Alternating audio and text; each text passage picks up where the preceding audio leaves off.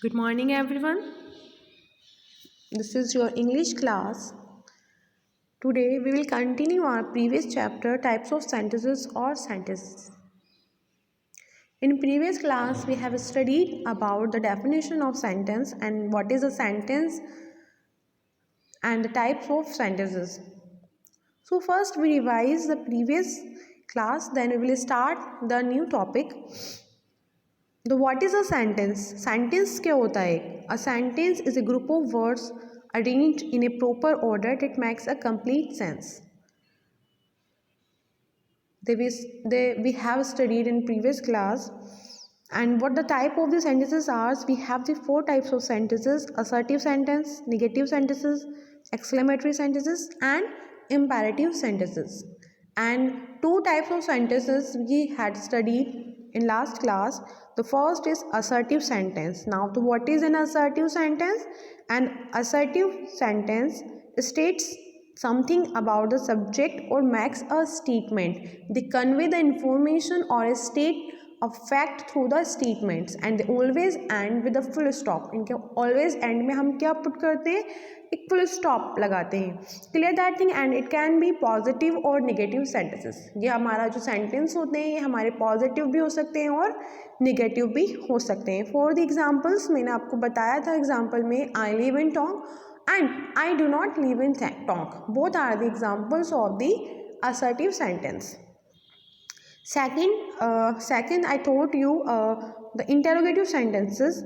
Interrogative sentences always ask something. Okay, ये हमेशा हमसे कुछ ना कुछ सवाल करते हैं. Ask questions. Okay, ask questions और जो ask करते हैं इसका formation भी two types के होता है. The first some questions begin with a question words like a when, where, whose, which, whom, why, how, what, etc. तो इसमें we got some answers, we get some answers. Like for the example, what are you doing? So we have the answers कि what actually what we are doing. We are learning, we are studying, we are playing, like that. The second is how are you? आप कैसे हैं? तो इसका हमें answers मिलेगा कि हम कैसे हैं. We are well, we are not well, whatever. But it has the answers. And the second formation like the some questions start with the helping verbs. Helping verbs यानी कि such words like is, am, are, was, were, will, shall, can, could, may, am, etc. तो ये आपकी helping verbs होती हैं. In helping verbs के through हम क्या करते हैं? सिंपल सेंटेंस है शी इज़ योर सिस्टर. अगर हम इसका क्वेश्चन बनाना है तो हम क्या करेंगे? इस जो हेल्पिंग वर्ब है हमारे उसको आगे ले आते हैं. And same as it is she your sister. And remember one thing, whenever we make question with helping verb it gives always answer in yes और नो. हमेशा जो हेल्पिंग वर्ब के थ्रू जो हम क्वेश्चंस बनाते हैं उसका answer किस में आता है? यस और नो में हमें मिलेगा. Okay, now so move on our new topic that we learn today. We will study about the remaining two topics, two sentences. The first is exclamatory sentences and another is imperative sentences. Okay, so sentences, exclamatory sentences. What are the exclamatory sentences? They express sudden or strong feeling such as excitement, joy and wonder. It means हमारे अंदर जो भी एकदम अचानक से, sudden means अचानक से जो भी इमोशंस आएगा, जो भी फीलिंग होगा, वेदर इट इज़ जॉय और सैडनेस या लास्ट जो भी फीलिंग आएगी, जैसे वो एक्साइटमेंट की आ रही हो, जॉय की आ रही हो या हम सैड हों उसकी आ रही हो, उसको हम किस में शो करते हैं? By the exclamatory sentences. Like suppose हमने कोई ब्यूटीफुल हाउस देखा, बहुत खूबसूरत घर है, तो उसको देखते ही हमारे मुँह से निकलेगा what a beautiful house it is. कितना खूबसूरत घर है ये. तो that is the exclamatory sentences. Okay, then हम किसी को कुछ कॉम्प्लीमेंट दें, जैसे अंशु ने कुछ अच्छा वर्क किया, बोलेंगे वेल डन. तो जितनी भी ग्रीटिंग्स होंगी आपकी वो सभी आपके एक्सक्लेमेटरी सेंटेंसेस में आएंगी. Well done, thank you, hello, hi, all are in shows the exclamatory sentences. Okay, so reminded, they express sudden or strong feelings such as excitement, joy and wonder, and they always end with an exclamation mark. वो हमेशा काय से and होते हैं आपके exclamation mark, like that. ये exclamation mark होता है, वन लाइन ड्रॉ करें, नीचे एक पॉइंट लगा देना ऐसे dot, that is the exclamation mark. So this was so exciting, that was so exciting, what a surprise, how talented she is, all the examples of the exclamatory sentences. Okay. Oh, I lost my pen, मैंने अपना pen खो दिया. alas, his father is no more, बहुत दुख की बात है कि उसके पापा अब नहीं रहे. तो ये जो फीलिंग्स हैं आपकी अचानक से जो आती हैं, वो खुशी की हो, गम की हो, या किसी भी सैडनेस की हो, एक्साइटमेंट हो, वो सब किस में शो होंगी? आपकी एक्सक्लेमेटरी सेंटेंसेस में शो होंगी. ओके. नेक्स्ट है आपका फोर्थ इज इम्पेरेटिव सेंटेंसेस. अब देखिए इम्पेरेटिव सेंटेंसेस क्या होते हैं आपके? They express a command, request, a warning और एन एडवाइस. जो आपके इम्पेरेटिव सेंटेंसेस होते हैं, इसमें हम क्या शो करते हैं, क्या एक्सप्रेस करते हैं? कमांड. यानी कि अगर हम किसी को ऑर्डर दे रहे हैं तो हमारा ऑर्डर कौन से सेंटेंस में आएगा? आपका इम्पेरेटिव सेंटेंसेस में आएगा. ठीक है. किसी से रिक्वेस्ट कर रहे हैं तो भी आपका इम्पेरेटिव सेंटेंस में आएगा. रिमेंबर वन थिंग दैट कि they begin with a verb. ये हमेशा किसी वर्ब यानी किसी एक्शन से शुरू होंगे. ओके. या फिर हम कोई रिक्वेस्ट वाले क्वेश्चंस करते हैं तो वो ऐसे शुरू होते हैं काइंडली या फिर प्लीज से हम शुरू करते हैं. बाकी हम इसके जो जनरली यूज़ होता है आपका एक्शन वर्ब से.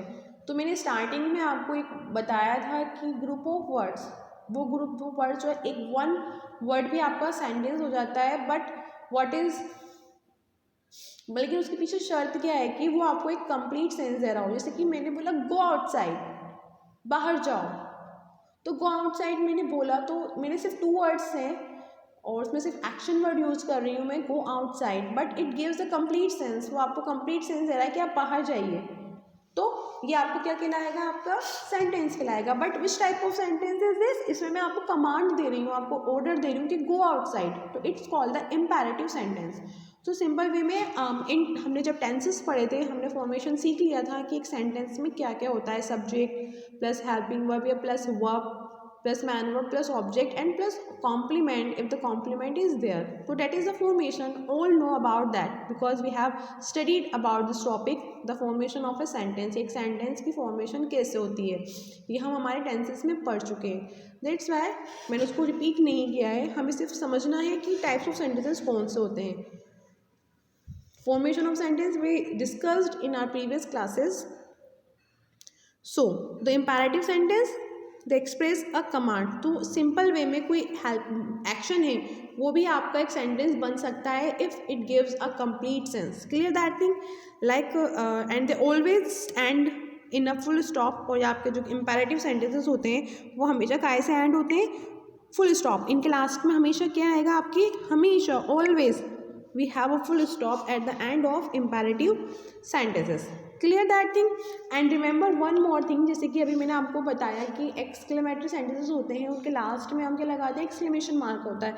कभी कभी क्या होता है कि in an imperative sentences if the speaker usage a strong emotions, अगर यूज़र जो है जो बोल रहा है वो स्ट्रॉन्ग इमोशंस को आपको बता रहा है, when giving an order an exclamation mark can be use. तो वहाँ पे हम एक एक्सक्लेमेशन मार्क यूज़ कर सकते हैं instead of a full stop. जैसे कि मेरे को गुस्सा आ रहा है ना, मैं बहुत वो तो मैं बोलूँगी लीव दिस टू मी, उसको छोड़ दो मेरे लिए. तो बहुत स्ट्रॉन्ग फीलिंग है मेरी, तो वहाँ पे मैं फुल स्टॉप की जगह एक्सक्लेमेशन लगा सकती हूँ.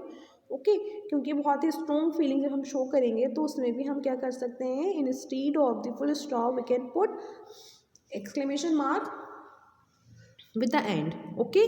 Understood this? किसी से हमें रिक्वेस्ट करनी है तो हम बोलेंगे please give me a pen, please give me a favour, like that.